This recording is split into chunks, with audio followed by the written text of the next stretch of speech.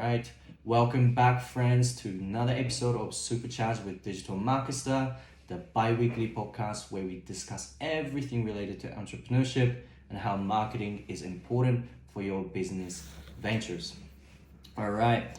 Today I'm super excited, and one of the reasons I'm super excited in this today's episode, we're gonna be inviting one of my good friends, Gia, from all the way from Chicago. He actually grew up in Colombia, which is really cool, and now he's working in a startup company. And today we're gonna be talking about the topic of how to scale your team and manage growth and change. So Gia's gonna break it down a little bit about himself and tell us how he's doing. And so Gia, welcome to our podcast. Thank you, Kazuki. Very honored and humbled to be here. Awesome. And where are you based right now? I'm currently in Chicago. It's not cold yet, but I think we're getting there. Oh, I bet it's cold. Like I'm in Guatemala right now. Let's compare to that. It's freezing. Yeah, you get used to it though. Yeah. All right. Well, Gia, thank you for coming to our podcast today. We're super excited to have you hosted. This is our first initial questions, and I know audience will be curious to know who you are and what you do. So can you please tell us about yourself and tell us a little bit about your backgrounds and your current journey on your careers? Yeah, definitely. Hi everybody. My name is Gia. As Kazuki mentioned, I'm originally from Colombia. Moved to the States in 2015. It's been a wonderful journey, 8 years in the making right now. So currently I am the Chief Technology Officer and the Chief Product Officer here at Marqi. We specialize in basically a tool that allows any type of borrower to skip the application process. And in return, we give the lender, the bank, whoever you are trying to get a loan from, we give all the information that is needed in order to make a credit decision. So originally this was a spin-off from another company that we built called Redstone Funding. Redstone Funding is a mortgage fintech that specializes in a very niche product called non-QM.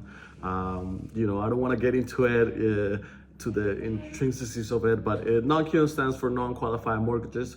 So we basically cater self-employed borrowers, non-traditional W-2 income earners. So think of it as, for example, Kazuki yourself, right, who runs, your own gig on the side. You're collecting income on a 1099 basis, or even if you own your own company, right, your own digital marketing. It's really hard to underwrite to your needs because you have multiple income streams, and obviously from an underwriting decision it's tough to qualify those borrowers. So what we've done is we've created the first tool in the space.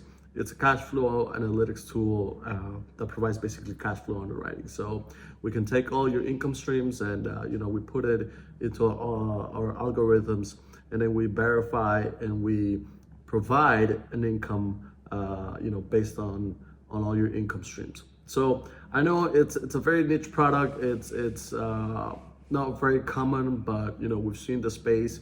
The space is growing, and I've been very fortunate to learn, from my team, as also from the space. Had the chance to work with large, huge subsecuritizers, Credit Suisse, Annaly, Veris, among others. So yeah, that's a little bit about me. I joined in 2020, right in the midst of a pandemic. It was a great timing to join any company, and I was the third employee in the office. So obviously, when I came to the office, and I was excited to see everybody and meet my colleagues, and I realized that I was the third person, and the office was empty, right? So it was an interesting time, right? So I've got to see it all. We went from a team of 3 people all the way to 120 in about 18 to 14 months. So it was a pretty interesting time to learn especially today's topic when it comes to growth, right? We've had tremendous lessons when it comes to how to manage and scale companies. We did a lot of mistakes, obviously. And, we had a few wins as well. So yeah, that's a little bit about me. And I'll kick it back to you, I guess. Wow. I gotta be honest, like when you started joining, there was only three people, just including you. That's crazy. It's like it feels so different when it comes to like empty spaces, and then all of a sudden there's 100 people. So I'm really, really curious, like how did it start for you in the career journey, and how did you begin your career in the first place? And what's the major journey change, or even a change, you've seen in a current startup since the day one? I know you've already mentioned 120 people, but would love to know a little bit more details of that crazy journey, and why did you end up in the interesting, most uncommon business area. So I'm really curious to know about, yeah, just a little bit of your journey as well, but at the same time, like how did you end up in the first place? That is a great question, Kazuki. I was never intended to work in startups, to be honest. I've always wanted to be a hedge fund manager. That was primarily my ultimate goal, right? So just to backtrack a little bit, I remember when I was in school, I had a very good mentor. He was a professor. He was the economics professor, actually. He used to be a bond trader at Franklin, I think. And, part of my journey to become a hedge fund manager, I asked him for some advice, and he said, you can either do two things, right? If you want to become a hedge fund manager, you can either learn physics and get a PhD in physics, or you can join the debt side, right? Work with debt products instead of getting a PhD in physics. So I followed his advice of, yes, I know. Obviously, I'm not smart enough to get a PhD in physics. It's funny that you mentioned, because at the beginning of my life, I obviously despised physics, right? And the more I look into it, the more I like it, right? It's amazing, how much. It's amazing how everything that surrounds us is constructed, right? So, anyways, back to my experience in terms of joining the credit side, right? I was never intended to work in a company that dealt with credit products. So instead, my initial goal in the beginning was always join the buy side, which mostly on the equity side, right? So I wanted to be a hedge fund manager. I wanted to beat the market, find opportunities where others, or find value where others would not see it, right? So I began my career mostly in the financial space. I had the opportunity and I was lucky enough to build a good network of financial, professionals in the Bay Area, and I had the basically because of as you know, right, because of legal things when it comes to the visa, I didn't go to your traditional path of, hey, let's go to an investment bank, let's spend 2 years as an analyst, maybe get promoted to an associate position, and then from there, move on to private equity, right? So I started my career in private equity. I skipped the 2 years of IB and worked for a fund in San Francisco, which managed over $2 billion of assets under management. And it was a great experience because it kind of introduced me to the tech world. So the fund was primarily focused on different verticals, but we explored everything that came into our desk. So had a lot of I had to immerse myself in a lot of different industries that I've never thought that existed, right? So some of them might be manufacturing, semiconductor, nanotechnology, things like that, digital transformation. So I had the opportunity to basically learn how companies work, right? How capital was raised. I think that A lot of people, for example, they go into, let's say you want to trade a stock, right? You want to evaluate the financials of it. Well, you also have to understand other things that lead to those financial results that you're looking for, right? So got to learn a lot how companies, dealt with their supply chain, dealt with their vendors, and the different pain points that they had to experience with these things, right? So it kind of expands your mind when it comes to how technology companies work in the back end, right? I think that everybody sees the glamorous front side, they see the glamorous ad and they see the glamorous video and all the cool stuff that they're offering. But at the end of the day, once you once you peel the onion, right, and you start looking at how things work in the back, you realize that often companies are very, very complex, right? And not two companies are the same. So it was pretty interesting to get exposure on that. After that, after my private equity experience, I joined a startup that was part of 500 startups in San Francisco, and that was my true immersion to the startup world. Why? Because physically I had to work in the co-working space that was shared by 500 startups. So I was working with all these interesting startups and founders from all over the world. So I got to meet, founders from Brazil and from Argentina and from Africa and from Europe, and they were all bringing all these ideas to market. My startup specifically was in the manufacturing space. It was a supply chain startup. Got to learn about a lot about manufacturing actually and things like that. Why? I don't. Yeah, it's a big jump from going from finance to manufacturing, is especially because the software that we used to sell was primarily for manufacturing companies, right? So I got to learn a little bit about that, and it was pretty interesting. But what I really want to emphasize is the fact that it was the experience, and it was surrounding myself with founders and like-minded individuals that really got me into liking startups, right? And as part of any incubator or you go through, right, you get to learn a lot about sales, a lot about marketing, how to scale products, how to find product market fit, how to raise capital, when is the right time to raise capital, how to create frictionless experiences, right? How does your UI affect your UX and vice versa? So that creative process in the startup world really got to me. And that's when I started experimenting with startups, right? Obviously, you and I, Kazuki, we've known each other for quite a few years now. We experimented with our own startup, right? And to me, that was very gratifying. So from that experience, I joined another company called Umana. Umana is basically a venture capital firm that focuses on celebrity funds.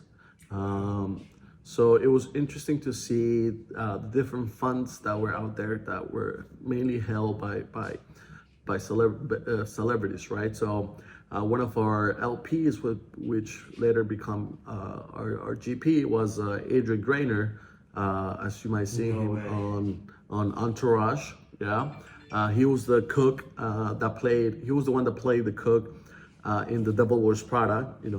Anne Hathaway's boyfriend. So got to work a little bit on different things. It was really interesting because they had a house of funds, and they had over, I think, about 5 to 7 funds, and each fund would have its own theme, right? So we had a fund dedicated especially for CPG, others for fintech, blockchain. We had others dedicated for frontier, and et cetera, et cetera. So worked with a lot of cool funds. We had interactions with Serena Ventures, right? She's very active in the VC space right now. Dreamers VC, which was co-founded by Will Smith, right? He's also very active in the VC space right now. Didn't get to work with Aston Kutcher, but hopefully one day. And work with the Spider Ventures, which is Anderson Silva, venture. So Wow. I got myself immersed in all these deals that were pretty fun. We had a lot of deal flow coming in, and we would review, decks and decks and decks and deck, and it was just so much innovation, so much creativity out there from multiple founders and their backgrounds, right? So that got me really exciting in the startup world. Just the amount of innovation, the amount of diverse founders that came up with cool ideas and disrupting ideas, right? And I wanted to be really a part of that. So up to this point, right, my experience has been primarily on the financial side. So I worked at private equity, right? I worked at VC. Yes, I had some time at a startup, but I didn't have like a hands-on approach to a startup. I wasn't involved in the weeds. I didn't get my hands dirty when it comes to building a startup, getting it to grow and things like that. So when I graduated from my master's, I had to make a decision whether I will be moving to San Francisco or New York or whatnot. So the initial plan obviously was always to go to the hedge fund side, right? So as I mentioned earlier, I was going to be a hedge fund manager, and I remember the advice that my professor gave me. So I was on LinkedIn, I saw the post for capital markets, and luckily enough, it had the two things that I wanted. It was a startup, right? It was a new company, very fresh, and it was also a company that offered some type of fixed income product, in this case, non-qualified mortgages, where I could really learn the debt world, the credit world, and understand how the world, moves, right? So not to get very fancy here, or not to get very, into the weeds, but the world runs on securitization, right? The world runs in debt. Like, I don't know what's the American debt right now. I think it's like $30 trillion or something like that, right? So understanding how securitization works, understanding how debt products are structured, it allowed me to gain more insights into how the world really works when it comes to the financial world. And on top of that, obviously working in a startup, you get to learn a little bit of everything, right? So one of the big lessons that I had at Reston is the importance of securitization, right? Everything that has been created around us has been in some sort of has been created because they managed to create a debt product that allowed capital formation, right? So for example, we'll talk about cell phone contracts, right? The ability to pay monthly for your iPhone, $50 a month, $40 a month, whatnot, right? Instead of purchasing for full price, right? That's a securitizable product, right? So I don't want to go into the details because we'll spend all night here, but I was very fortunate to join a startup that offered both, right? It offered me the ability to work in a startup and build things from scratch, and also expand my knowledge in the credit markets and have a more holistic approach when looking at financial markets. Wow. I mean, I gotta be honest, like you've been through so much to get to this point where, you're working on a current startup. And I know, like, before we jump into actually moving to the next question, I'm actually curious, have you actually met any celebrities? No, that was mostly the general partners who would do that. Any autograph? No. Damn it. Wow. I mean, I bet the general managers probably have some signs on their t-shirts. Who wouldn't want to get a Will Smith's signatures on a t-shirt? I mean, yeah, sorry to disappoint. Yeah, I mean, the latest venture that I actually, invested myself was is a company called TBH. And it was founded by, so Umana has this venture studio where, they build companies from the ground up. So we invested in a company that was founded by Noah Schwabs, I think is how it's pronounced his last name, is the guy from Stranger Things, right? it's Stranger Things, correct. It's Stranger Things. So he created this sort of like hazelnut spread that obviously is more healthy because it has a significant lower amount of sugar, and it has more sustainable, elements to it, right? It has healthier ingredients and it has more sustainable packaging, and basically, that's what they're doing right now. So, haven't met Noah yet, but hopefully I will someday. Yeah, you better see him one day. All right. Well, let's jump into a little bit more to details on our topic of the titles today. But I'm actually curious, throughout all of your experiences, how did you approach scaling up your current team? I know you mentioned already 3 people to 120 people. To be honest, that's a lot. So I would love to know a little bit more how you approach those scaling of the team, and what was in terms of like the growing demands of your growing businesses. So how did you really get involved in this whole process, and how did you get the whole employees to get engaged and keeping up with the growing process, or another word, growth process? So we'd love to know a little bit more about how did you approach it, how did you engage with the team, and how did that affect the whole process, and how did that impact it on the growth and scaling up your team overall? Yeah, that was a very interesting journey. Yes, as we mentioned, we grew the company from 3 people in the office all the way to 120 in about 12 to 14 months, and it was a challenge. It was a big challenge, but luckily, we had already expected that growth, right? So, the past 2 years, for those who know about the mortgage industry, right, that was the biggest refi boom in the mortgage industry. We've seen rates so low for the last 40 years, I guess. So the mortgage rate was about 2.5%, which is insanely cheap. So for those who refinanced their mortgage or got a new mortgage at 2.5 or 3%, good job to you, because that's a really great financial decision. So as you imagined, right, we the whole industry was booming, right? We had a massive influx of people trying to refinance their mortgages or even buy a new mortgage. So the growth was expected from day one. However, what was not expected is how do we scale the team, and how do we make sure that the team also grows with as the business grows, right? So that was the biggest challenge for us, and obviously maintaining people involved, right? So we were at a very interesting point, because we were a startup and we had startup mentality, but we didn't want to consider ourselves, and we were also a financial institution, call it a mortgage lender, right? So we didn't want to categorize ourselves as a mortgage lender. We wanted to be a startup that specializes in mortgage lending, right? Because when it comes to the culture and the type of mindset, it's totally different, right?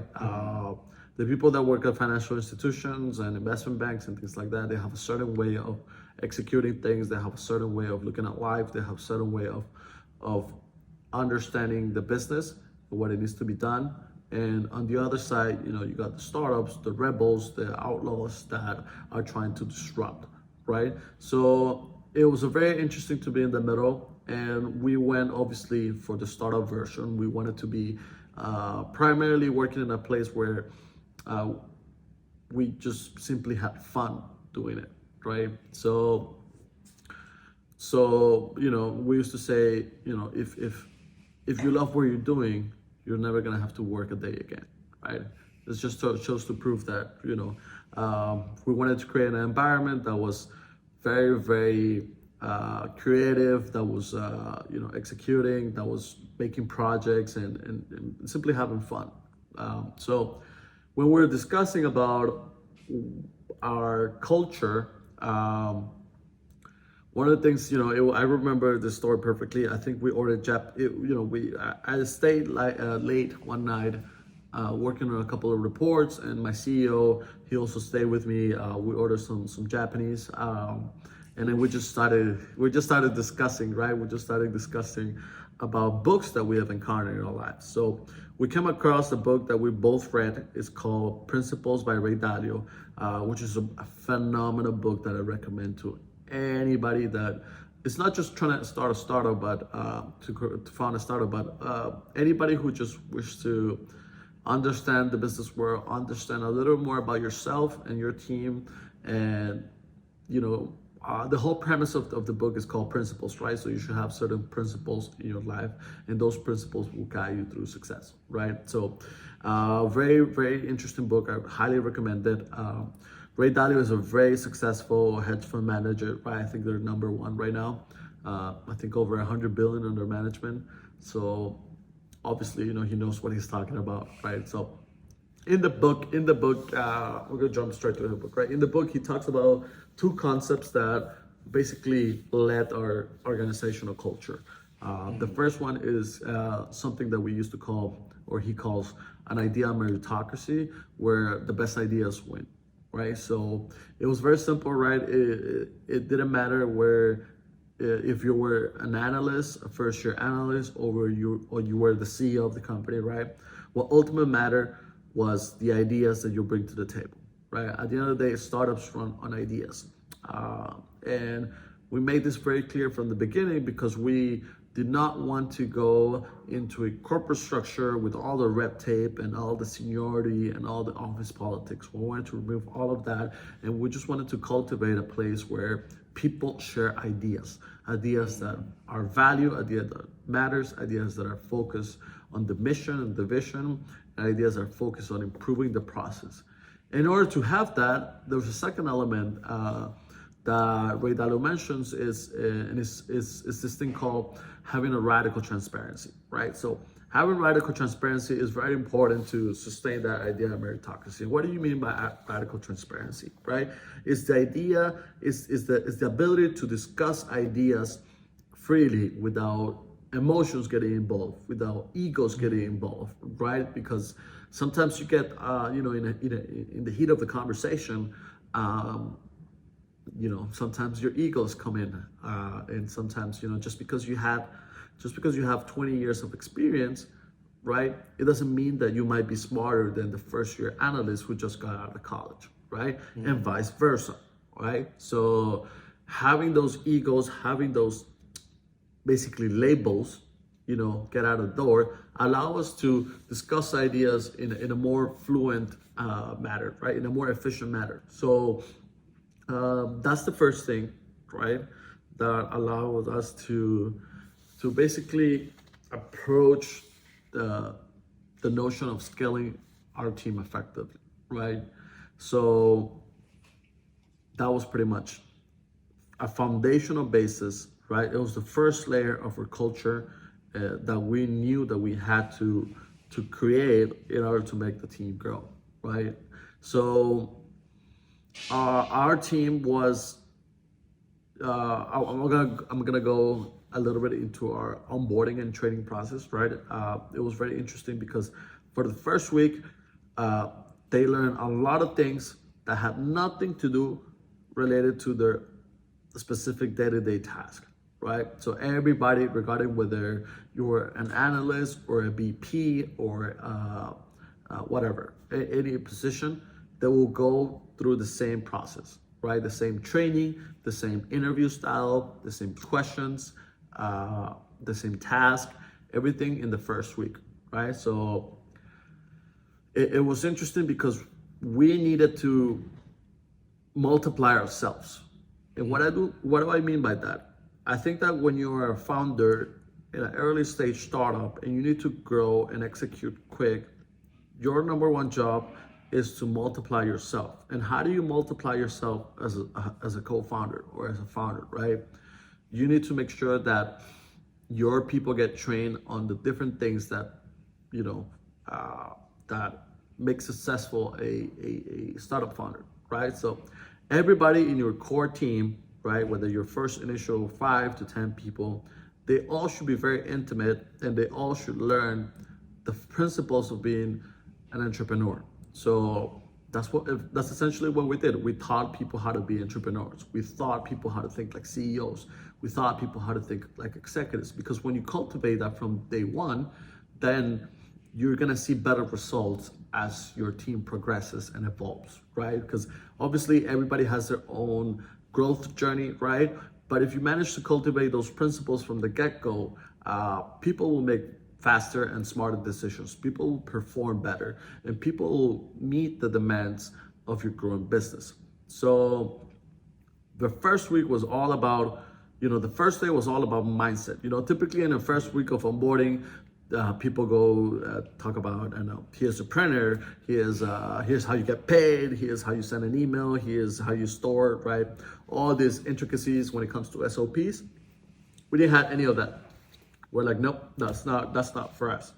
We wanted to hit the main points that matter to us, right? So first day was all about mindset, right? We actually encourage people to read the book Principles by Ray Dalio, but we make sure that it was a task that we watched the tech talk that Ray Dalio has on YouTube, right? So book longer form was not mandatory, but the TED talk was obviously mandatory. It's to instill those principles from the get-go. So as the week progresses, right, people learn about marketing, people learn about the different departments that are in the company, right? People learn about account management, about sales, about finances, about technology, and basically have a 360-degree view of the entire company and what it's like to be a startup, right? So, and at the end of the first week, right, we will meet every Friday, and the new hires would have to present to the company what went well during the first week, what went bad, and what are the things that we can improve, what are the things that need to be added. So it was a constant constant and repetitive process of constant iteration. So obviously the first batch of people that you hire had horrible presentations, right? 6 months later, everybody was awesome at presenting in the first week, and it's because it's a combination of all these little lessons that we've learned along the way, that by month 6, right, the person that will join would have much more resources to learn from than they want, right? So that was made on purpose because we wanted to get people used to adapting and changing and adapting quick, right? So it was very important for us to basically cultivate that CEO mindset. It was interesting because during that Friday meetings, we will provide constructive criticism to the people that presented, and we would talk about things that they might have not expected, right? So things like, we will provide feedback on your posture, on your intonation, on your on the way you present, on the way that the deck is presented, the flow of the deck, even the design, right? Even which icons to choose. We were very, very into the weeds. And this is something that was not just done by me, but the CEO also took a part of this, and all the other executives also took part of this, right? We really wanted to provide as much as feedback as we could in 1 or 2 hours on a Friday. And we did that for a reason. Right, we didn't want to be difficult, right? We're not perfectionists, right? It's not because we wanted, the best pitch and the best deck, right? We did that to show people that how you do something is how you do everything, right? And we live by that model. So it doesn't matter what you're doing. You could be doing a single presentation from a client, or you could be doing, I don't know, a final report, to your senior management, right? Everything that you do reflects on your work, right? So how you do something is how you do everything. So it was very important for us to provide that lesson from the get-go. Obviously, the tough part was maintaining that momentum, right? Obviously, in the first week, everybody's excited. It's a new job. People are eager to learn. But 90 days after, right? Like how does that interaction look, for the employee, right? How do you provide constant opportunities for learning and growth, right? So that was another challenge that we had. So we did very specific things for that. We on Tuesdays and Thursdays we had something called the lunch and learns, right? Where for 30 minutes, everybody will just leave their day-to-day task. So for 30 minutes, whatever you're doing, just stop there, pause there, grab your lunch. Let's meet, together in a conference room. If you're online, obviously join through the call, and we'll discuss something that will make you better, right? So sometimes we did entrepreneurship cases, right? We study companies like Blockbuster and Netflix and what they did well and what they could have done better, right? We sometimes did productivity tools, right? Like how can you manage better your time, your email, your calendar? What are some tools that might help you, automate your task, right? So that 30 minutes was obviously a break from the mortgage world, right? It was 30 minutes to grab your lunch, get a break from the mortgage world, but also learn something new that could improve your life, right? We had a longer format discussion, which was every Thursday after work. So after work, we will get together for about 1, 2, or 3 hours. We'll order lunch to the office and we'll choose a topic and we'll dissect it in that meeting. So there's a lot of cool topics that we discussed, primarily focused on entrepreneurship, startups, and the things that we really wanted to accomplish, right? So we talked about network effects, we talked about blitzscaling, we talked about product market fit, we talked about what makes a successful MVP, we talked about when to raise, how to raise, right? What are the type of deals that you raise, right? For what's the difference between a seed round and a Series A, right? So all these things that an entrepreneur should know, we want our team to also know, right? Because we're multiplying ourselves, right? At the end of the day. So that was our approach to scaling the team. And as the team, evolves, your business evolves, right? And one of the things that we did in order to involve and engage employees in that growth process was very simple. From the first week, we had very interesting discussions of what it's like to work at a startup, right? So in the interview process, we wanted to be mindful and we wanted to be very selective of the people that we let on, right? So obviously everybody has this fantasized and romanticized idea of what it's like to work in a startup. You get the free beer, you get the nap pots, you get the snacks, the swag. right. Who doesn't want a free beer? Who doesn't want a cool t-shirt and all the company swag, right? But there's the dark side that people don't mention about startups, which, startups are very complicated, right?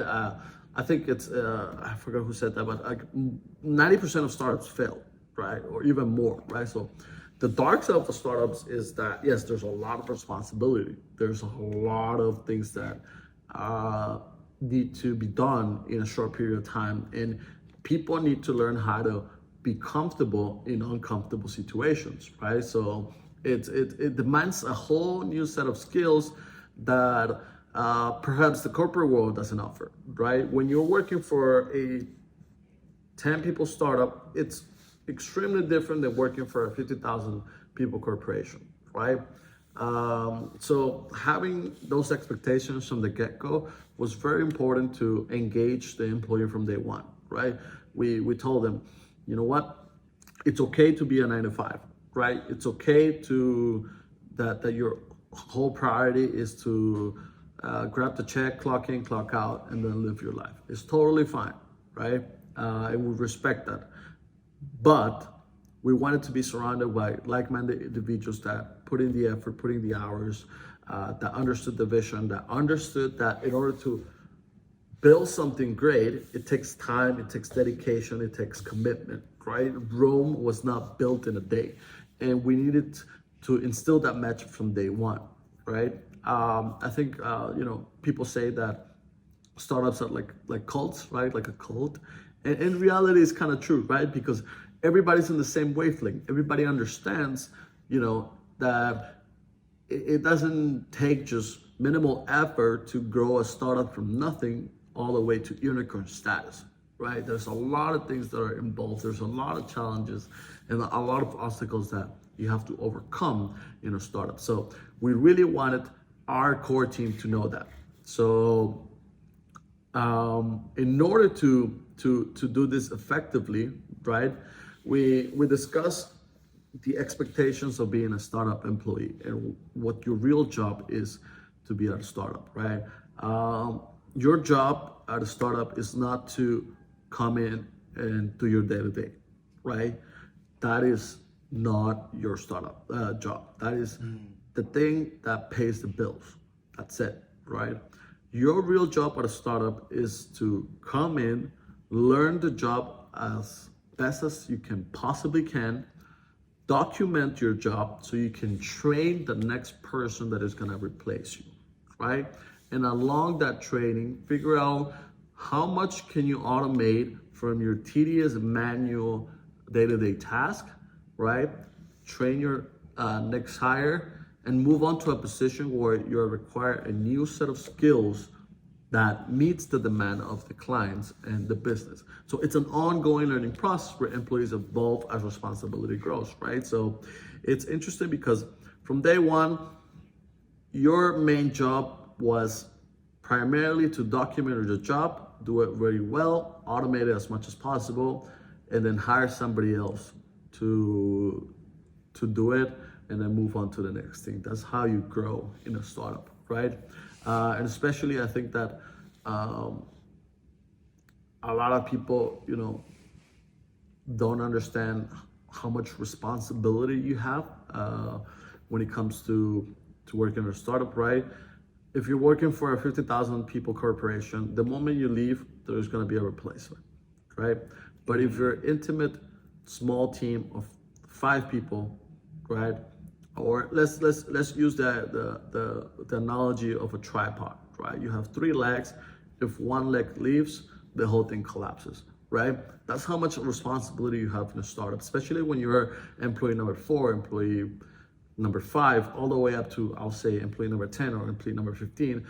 Your responsibility is tremendous, right? So it's important that you lay those foundations from the get-go. You train your people to think like CEOs, to think like entrepreneurs, and basically constantly give them information so they can learn and iterate and do a trial and error so they can then grow as the business grows. It's really profound how you guys managed through this whole rapid growth by building, cultures, and also as well as teaching them to think like an entrepreneur. But I'm actually quite curious because obviously startups itself has a life. Obviously, like the circle of life goes just like a roller coaster. You go ups and downs, and obviously it's not always perfect. So I'm actually quite curious because when it comes to startup, like every startup is so different. So did you have any experience like having people, resist from your, culture or any of the trainings? Have you ever experienced any pushbacks or from any of your team members? I'll say, in the beginning, every company goes through phases, right? Our initial phase, I'll say we didn't have any resistance or any pushback because we did a great job from the get-go to select and cherry pick the people that we wanted to have in our core team, right? So we were very hands-on in interviews. Everybody will be in interviews, CEO himself included. He'll be part of the interview. And we made a collective decision as a group, right? So if somebody didn't like a person or didn't think that, either their skill set or their mindset or whatnot, whatever the reason is, right, did not fit into our culture, then that would have been an immediate no. So from the beginning, we would be very, very hands-on on the hiring process, right? Because as your company starts growing, right, it becomes more formalized, it becomes more structured, there's more red tape, there's more business politics, right? It's inevitable things that eventually happens, right? So as the startup grows, you have more specific roles, right? You have you start with a startup with a bunch of generalists that can perform in different fields, right?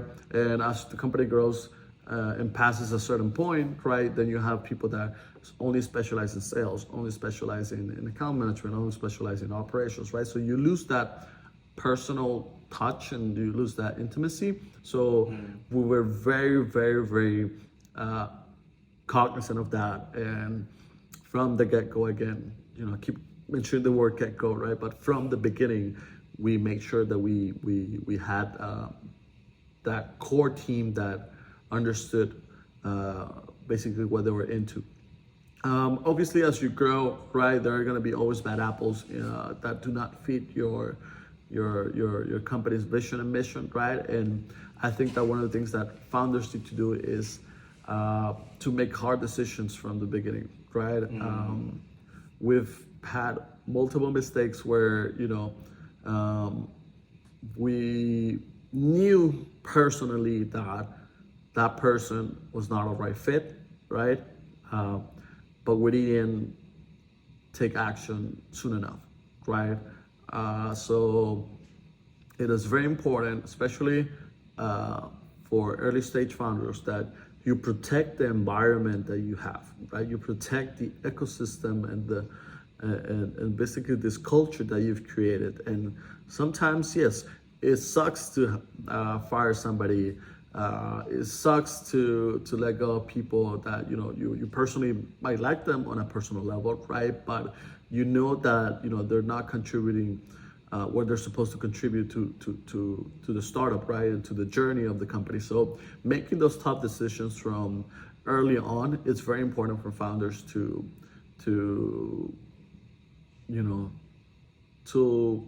eliminate those bad apples, right? Well, I'm not saying that just because you have a pushback or resistance, you should fire that person. No, I'm not saying that, right? We have plenty of fights back in the day, right? We have plenty of resistance, we have plenty of pushback, but ultimately it was about ideas, was about operations, was about how to execute certain things. They were very trivial and they were not transcendent, right? If somebody comes in and challenges you on how to do things, great, you should keep that person, obviously, right? That is a keeper. But if somebody comes in and challenges the mindset and the vision, and there's a difference between providing constructive criticism, right? And there's a reason between just being a difficult person. And if you're not aligned with the team, if you're not aligned with the culture, if you're not aligned with the product, if you're not aligned with any of that, if any of that does not resonate with you, then you're definitely in the wrong place, right? And sometimes, founders need to acknowledge that, and they need to make those decisions, those tough choices, those tough decisions from early on. It's kind of ironic, but it's kind of like a relationship, isn't it?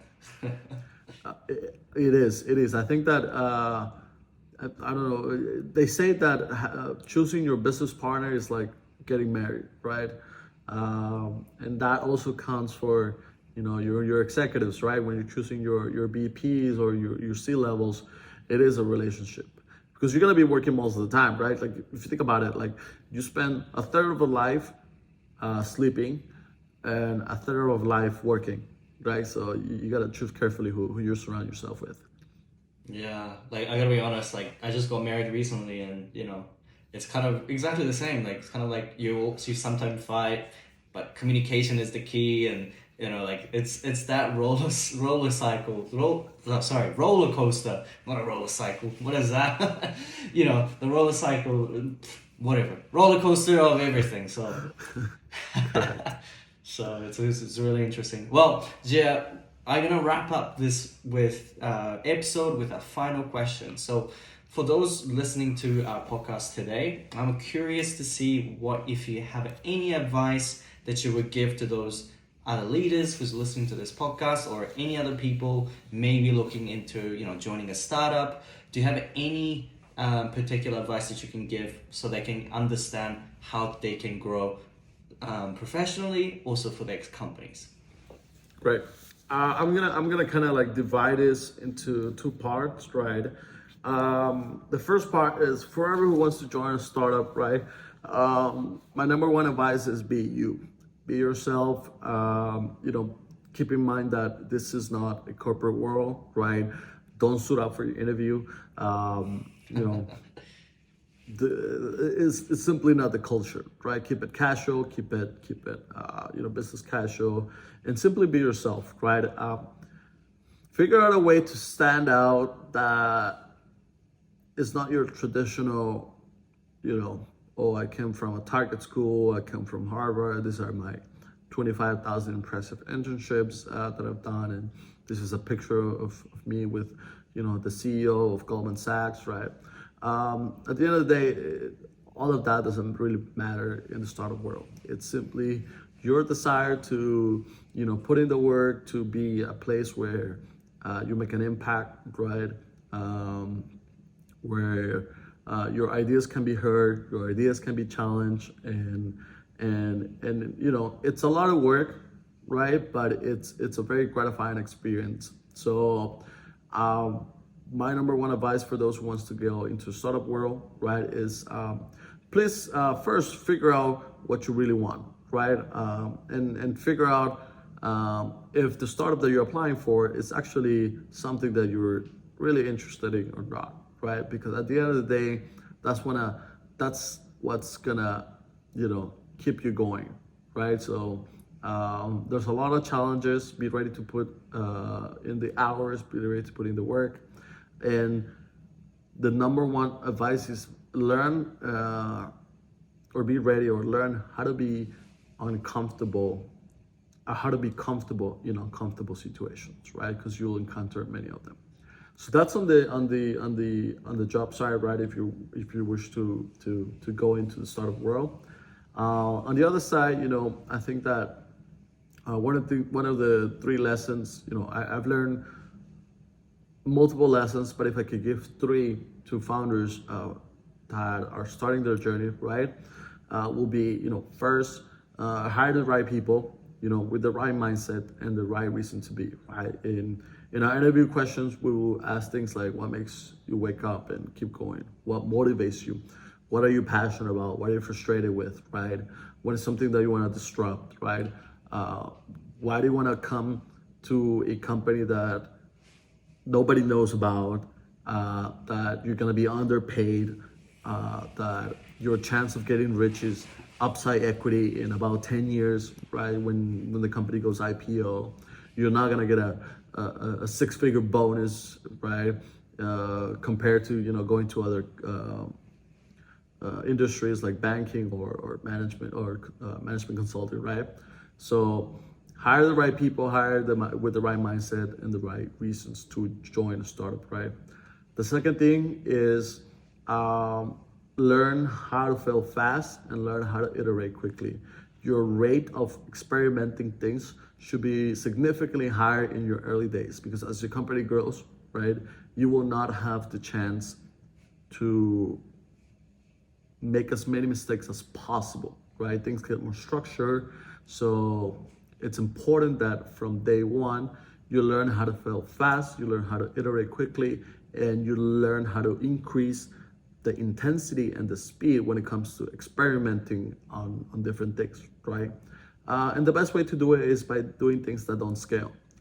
That's a very common phrase in the startup world, right? Do things that do not scale, right? Because when you get your hands dirty in doing multiple things that don't scale, you can figure out what works, what doesn't, what you can automate, what you can streamline, etc., etc. So learn how to fail fast and learn how to iterate quickly by doing things that don't scale, right? And the third thing that I'll mention is, life is too short to be unhappy. So gamify the process and operate in 2-week sprints, right? You have 40 hours a week. where you spend it in the office, right? Does it mean that you are productive those 40 days a week, 40 hours a week? Absolutely no, right? You have your coffee break, you have your lunch break, right? So you need to be very self-aware of how you manage your time, right? And does your team manage, how do your team manage their time? So coming up with a structure where you can gamify your process and operate in 2 week sprints, it's very, very important because that allows you enough time to, you know, create, spend some time, you know, that 2 week sprint allows you to come up with projects, come up with experiments, try them, fail, evaluate, iterate, right? And then move on to the next 2 week sprint. So you have to gamify the process, right? You have X amount of hours a week, and X amount of hours a week, you know, a portion of it will be for your day-to-day task to keep the business running, obviously, right? X amount of time for personal growth and X amount of time for projects where either add value to your current position or add value to the future position or add value to the company overall, right? So I'll say those are the 3 things, right? Hire the right people, learn how to fail fast, and just gamify the process. That will be my 3 things. Awesome. Well, that my friends, that brings us to the end of this episode. Thanks so much to Gia for joining us during this amazing episode, and we are super happy that you joined us for this episode and talked to us about the topic of how to scale a team as well as managing growth and change. So we hope that you found this really valuable. You learned something from what does it mean to working in a startup, as well as how to scale more effectively for your startup, and I hope that was beneficial to you. And as always, thanks for listening to our podcast. And if you enjoy our show, please follow and rate and review us on Apple Podcasts and also Spotify.